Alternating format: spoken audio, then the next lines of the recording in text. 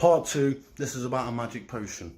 Take my hand and slip into this magical, mystical conniption fit. Take my hand and slide and skid and spasm my way to heaven in a hell ride. Take my fractured mind, take my useless eyes, take my rationale and my destructive pride. Take my hand and slip, take my hand and slip. I took a magical, mystical, contradictionary conniption trip to a room filled with working class rage and hippie pricks. 17 threadbare mattresses strewn on the floor, and I'd never been before, but I knew what the bins were for, so I picked out my sick bucket and I took it everywhere with me preparedness. Give a fuck, couldn't care less, but you do care, don't you? I won't partake in this empty ritual, it means literally nothing to me. I wish I was back in LA, but what if Evie could see you now with all the green lights screaming down around you? Pound for pound, I never felt such a resounding sense of dread so clearly. I never felt someone so near me seem so withdrawn and distant, like it was all a piss take. Fuck it then, abort the mission, now it's in me now. They watch me drink it down with reverence and pride. Another thing to struggle to keep inside, I've been struggling with it most of my life, and I really thought tonight was a night for a big change, but it's all just the same upon this floor. It's the same, but just a little bit more, and every single part of me was raw.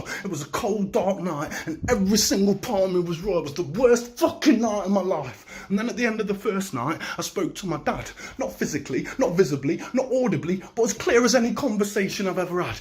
He just talked shit while I smoked fag after fag, and I tried to block out the noise, but he started mimicking my voice. He was arrogant and unrepentant. You could tell that I was his firstborn boy. He said, "No regrets, son, no regrets," and I asked him what he meant, but he just said it again. Then he said, "That's what makes us men, and you've been one son since the age of 10. I said, "That's our type of manhood to defend." He said, "You're hard though." I said, "Depends how you look at it." And then I just looked at my fag and I sat back and tried to ignore him while I thought about this date I'd had, and he said, "Bitch just went crazy in the street, bitch just went crazy down the phone, bitch just went crazy and they left us on our own. Do you see what I mean?" I said, "I don't, and neither do you. Just like you don't know what the fuck I should do." And just like that, I was alone in the courtyard feeling sick, just me and the residual echoes of the drum circling hippie pricks. Back in the room, I tried to change my tone and my tune, tried to take off my shoes, but realised that I wasn't wearing any. Sat down with this prick to play bongos, a little broken, a little stronger. Before I know it, I started to hear my tongue go. It said, "I'm Jay, nice to meet you, man. Thanks for letting me join you. I've been spending a lot of time sat in the corner and it really means a lot." And he nodded, and I nodded back, and he nodded back, and I nodded back until I got neck ache for decades and decades and decades.